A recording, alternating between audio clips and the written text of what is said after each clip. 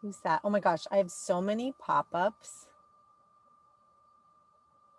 like on my screen right now. Hey, Ryden. Hello, hello. Okay. Oh, my Instagram people are like, where are you? I don't see you. Well, my Face ID isn't letting me turn on Face ID. Oh my gosh. Let's see. Here we go. Okay. All right. Hello, everyone. I got bedhead. Oh my gosh. I've been up since like 5 in the morning. It's only 7:30 here in Hawaii. Next week with the daylight savings, yada yada, it's gonna be like 6:30. Hey V lady, what's up? Hey, hey. All right. Welcome to Wake the Fuck Up Wednesday. Are you with me with the bedhead? Everybody here on the west side of the hemisphere here? I mean, I guess that's all relative. West side, North America, hemisphere. Yeah. Hey. Cool. It's so fun seeing everyone. Hello to my people in the southern hemisphere. It's like nighttime there. You know what's convenient? I have a colleague in South Africa, and we're like exactly 12 hours apart, which is so nice because there's no date calculations. Like if it's 7:30 here in the morning, I know it's 7:30 at night there. It just makes it so much easier. So, okay, what are we going to talk about today? What I wanted to talk about was the power of the pause. Okay, power of the pause. And for me, this is so important because, especially as a busy mom, I feel like I don't have as much time to devote to my meditation practice as I'd like. I'm definitely getting better at it. Deepa Ma, have you all ever read Deepa Ma, about Deepa Ma? So she's like a Theravadan Buddhist teacher, and she was a mama and totally did long retreats and did all kinds of stuff. But more importantly, she was able to really make everyday life her practice, right? She was able to teach also other women like you can attain enlightenment and have a deep spiritual practice without running off to a monastery, right? Even though she did for a little while. But you know, she's saying everything we do can be practice. So that was really impactful for me to see that. 10:30 in Wyoming and snowed. Oh my gosh. Yeah. So Hawaii's getting so much rain, y'all. There's some floods right now. Yeah. But so anyway, the power of the pause has been really important for me because I had to really figure out, okay, I can't just rely on meditation. And while kindness and compassion is also a part of daily practice, what am I doing to help deepen my mindfulness? You know, if I'm not able to sit and go on regular retreats or long retreats right now. So I started to really prioritize, you know, making sure I went to Spirit Rock because that's like my favorite place to do retreats, going there twice a week. And then when COVID hit, oh my gosh. So I've been doing them online, but it's not the same, right? But so I've been doing the online ones. I've been getting better about my practice, not making up excuses for it, but also really trying to implement this power of the pause. So, you know, I think about, you might be like, well, what exactly is that? Here's an example. Okay. When I was diagnosed with kidney cancer, which is not a good cancer, mind you, right? Like I was in graduate school at UC San Francisco, and I had this sort of random abdominal pain that was actually ended up being unrelated, right? And so it was unrelated. And I was like, okay, I'm just going to go in because my mom has a history of gallbladder stuff. And so I went in, they did a gallbladder ultrasound. They said, actually, your gallbladder's fine. But we saw something on your kidney and we need to do an ultrasound. And I think I was 30 at the time, 30 years old, which is really young for this type of cancer to be diagnosed. So I went in and got a CT scan, but I delayed it because they said, oh, you're so low risk.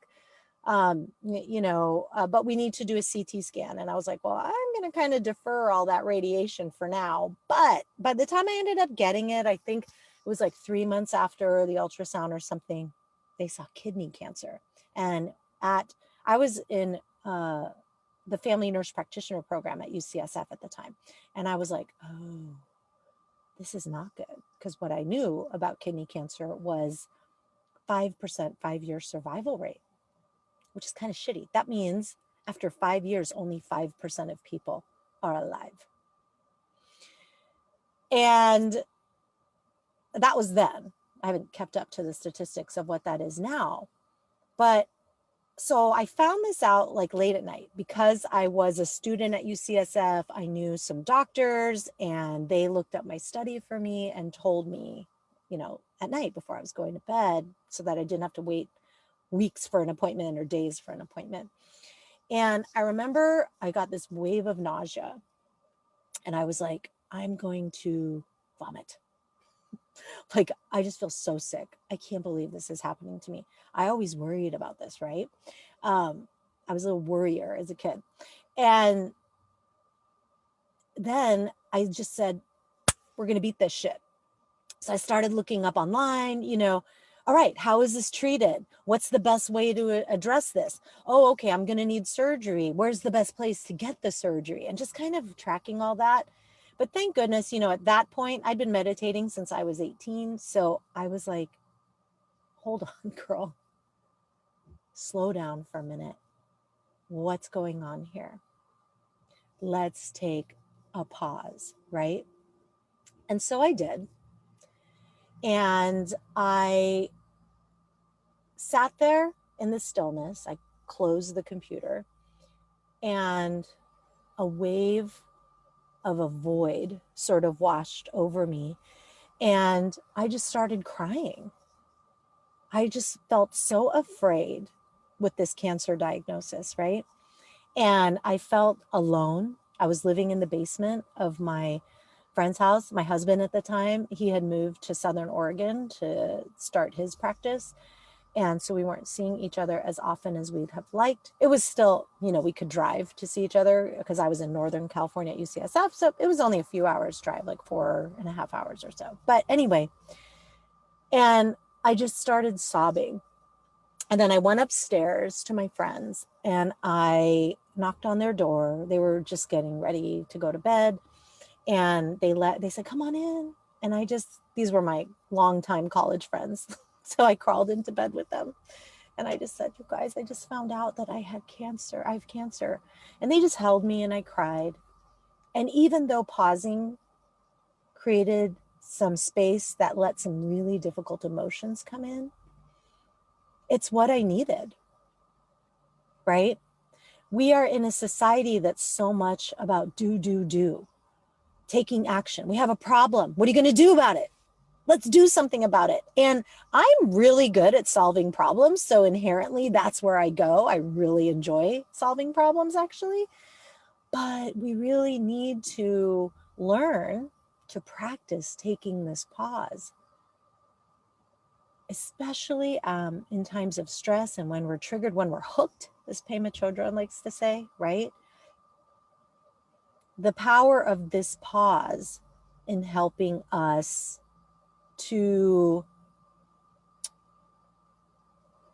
feel connected to the present moment and to actually see what is instead of what we are scared about, right? What the fear is driving in the moment. But it's not just with scary shit. Like if we're not pausing throughout the day, we miss out on the good stuff too. Like with a friend's wedding. They had an outside wedding in Alaska. The weather was perfect. It was a potluck. It was in the backcountry. And they said, will you please do the blessing for the food when it's time to eat? was like, absolutely. So beautiful ceremony, very sacred. And then just running around and everybody partying and kids playing. And it was so awesome. And then I remember saying, you know, okay, well, it's time to eat. Let's like gather around. And there was just still like so much, I guess for me, it just was like this, it was all positive energy, but very busy.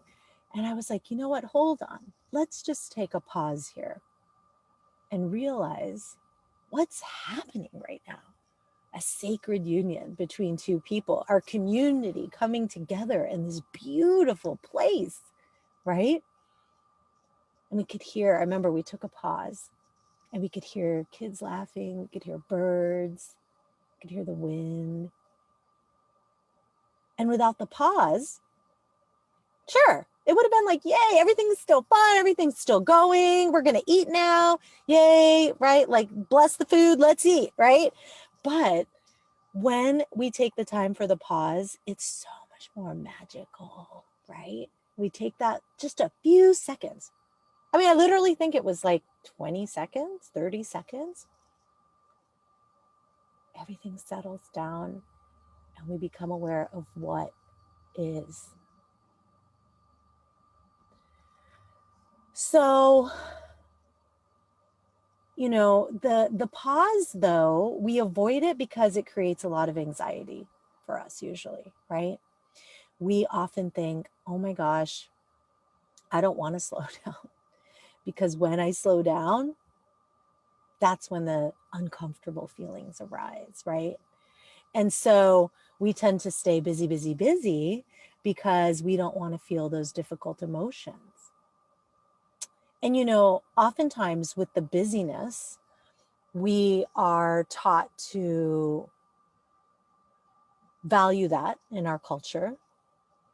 We're often taught this belief that if you're busy, it must mean you're important, right? I was talking with a group of entrepreneurial women, and we talked about how that was so true for us, how, you know, we've been fed this very patriarchal sort of philosophy and very westernized philosophy that the busier you are, the more valuable you are and the more valuable your work is.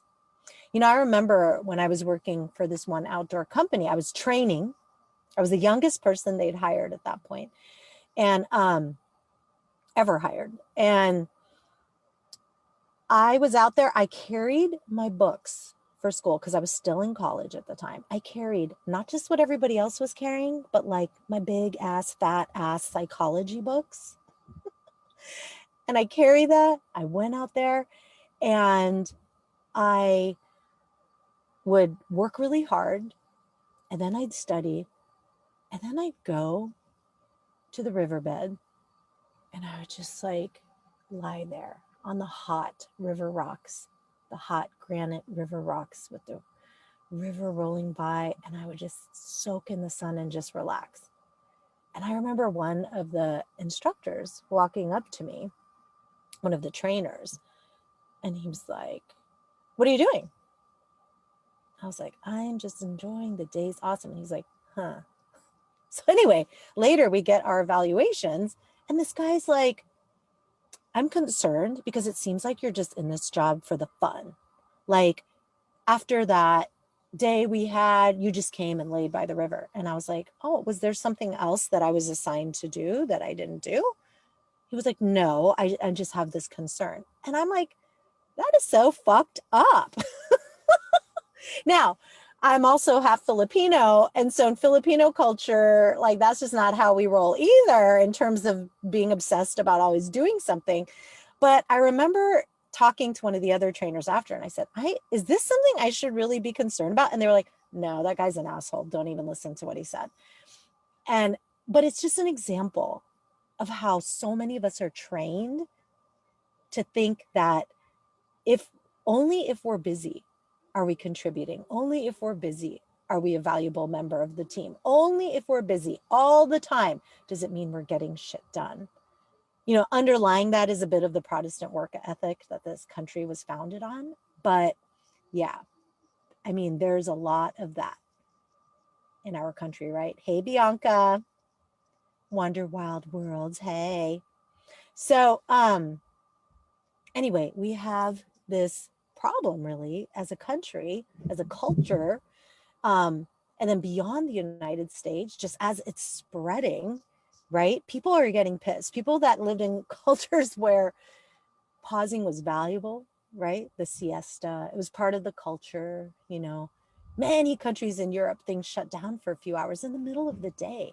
And they're like, fuck the American work ethic making its way into our system. We can't keep up with the productivity that your culture demands by overworking your people, right?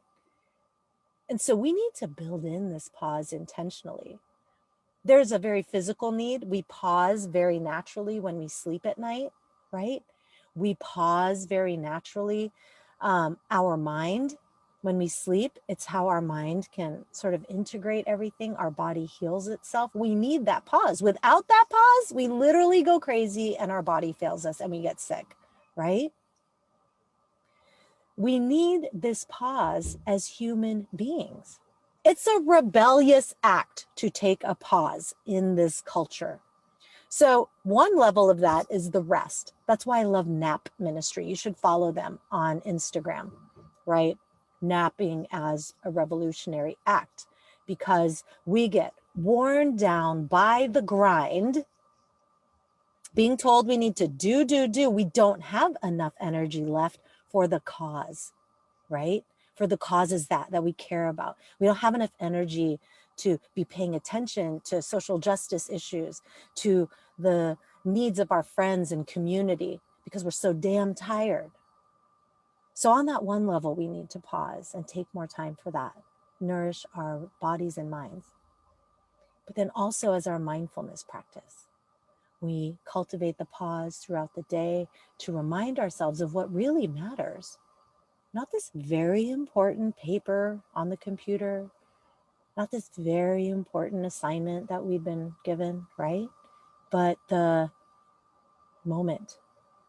When we pause in the middle of that chaos, you see, right? The beauty around us.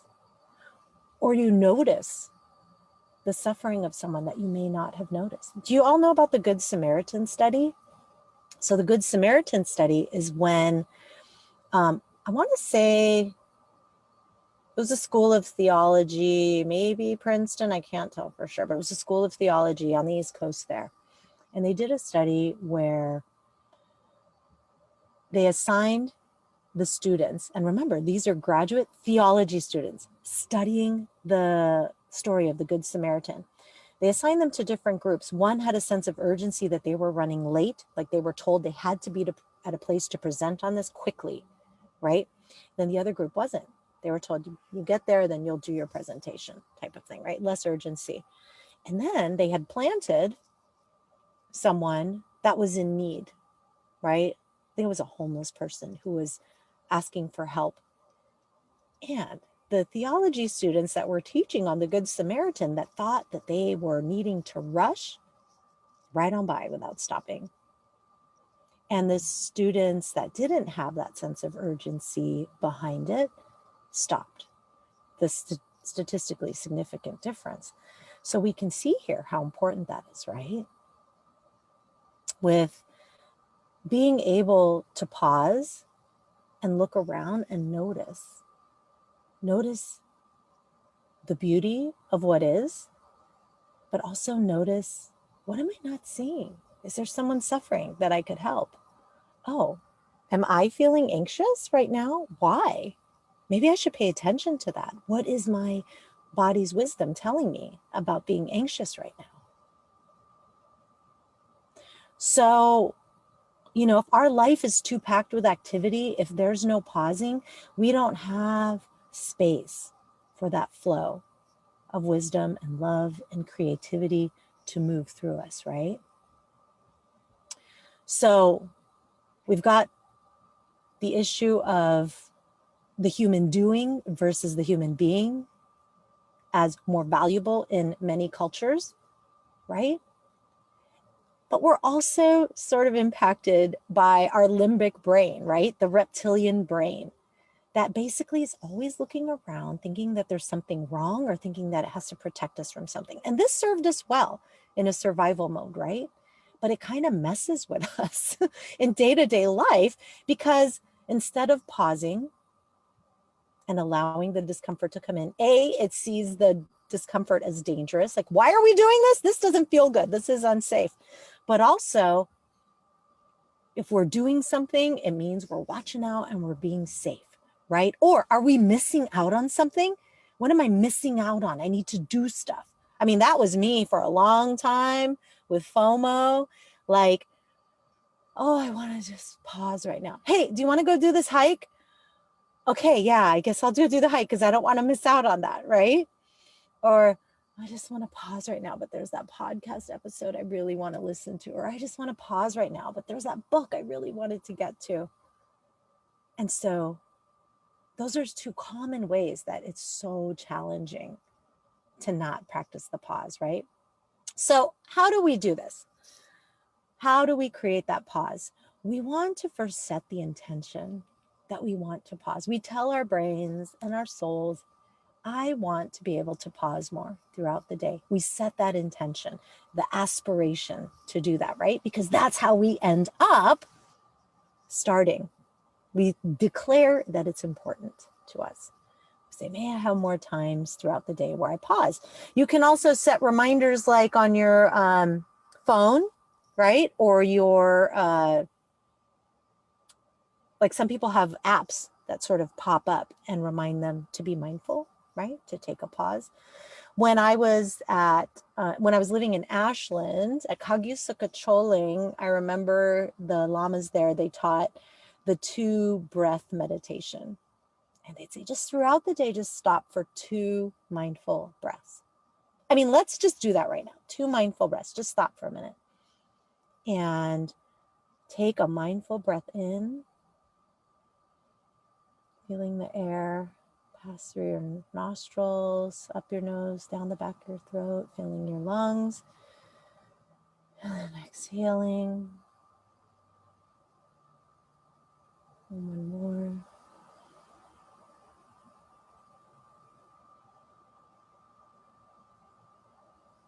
The shift. Just in 2 breaths, right? What if we did that throughout the day? My watch has this breathe thing that's like a minute long, but then I like look at it and kind of expands and contracts and kind of freaks me out with like, wait, I have to be inhaling still. So I really like more enjoy taking this pause where I stop and let all my senses in.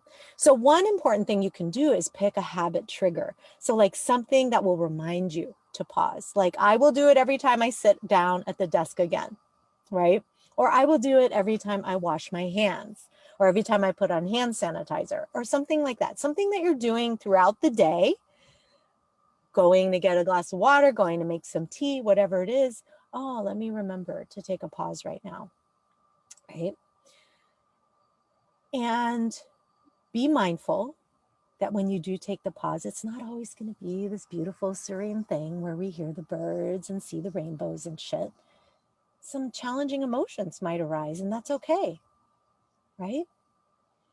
I've noticed that the more that I am present with what is, the more that I pause, I almost get so scared at how beautiful everything is. And I realize how attached I am to this miracle of a planet, how I really, really don't want to die. I don't want to leave the oceans and the mountains and the people and the human experience. Like I really dig it, which is beautiful and challenging because we know it's impermanent, right?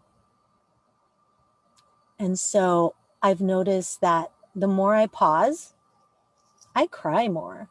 I have times throughout, I probably cry once a day out of different reasons. Maybe it's just brief. Sometimes I just tear up and have a brief cry, but other times it's a little more intense, right? And I remember and notice the impermanence of all of it. And it's like, oh my gosh, this is so beautiful and it's not going to last. And instead of being sad, it's almost this super deep appreciation for it, right? Wow, I don't want to cry every day, but here's what it is, right? I'm feeling more. I'm more alive. I'm more present to what is, and it's achingly beautiful. Right? And some days I'm present to my anxiety, but that's good. I go, damn, I'm kind of anxious right now. So instead of going to drink a half a bottle of wine, I'm going to go for a walk. I'm going to go make sure I make it to that yoga class. I'm going to go and make sure I'm going to take some CBD oil or something, right? I notice. You notice. So we set the intention, right? And then we have our trigger that will remind us. And then we just take 20 seconds and we open up all our senses. What am I seeing? What am I hearing? What am I smelling? What am I feeling on my skin? What about the sensations in my body, taste in my mouth? 20 seconds. And right then and there, that moment becomes sacred, right? Okay, so that's what I'm going to charge you with, rebels. The rebellious act of pausing in this wild, wild world that is so freaking crazy, go, go, go. Rebels, right? That act of pausing can change everything. All right. So I hope this inspires you. I hope that you start to take 20 seconds a day throughout the day to create that sacred space for you. All right. Okay. Bye. Ciao, y'all.